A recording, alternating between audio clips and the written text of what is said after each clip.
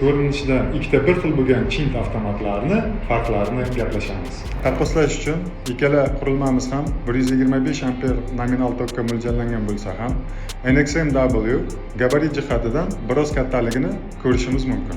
NXMW ni kontakt ulanish qismi ham sezilarli darajada keng. NXMda ulash bo'lgan kabel kesimi 50-70 mm kvadratni tashkil etsa, NXMW'mizda 95 mm gacha ulashimiz mumkin. Yana bir farqi, yuqori o'chirish qobiliyati NXM 125S da 25 kA ni tashkil etsa, NXMW 125S da 36 kA ni tashkil etadi. Qurilmaning boshqa texnik ko'rsatkichlari o'zgarishsiz qolgan. Masalan, nominal tok 10 amperdan 1600 ampergacha, nominal kuchlanishi esa 400 voltni tashkil etadi.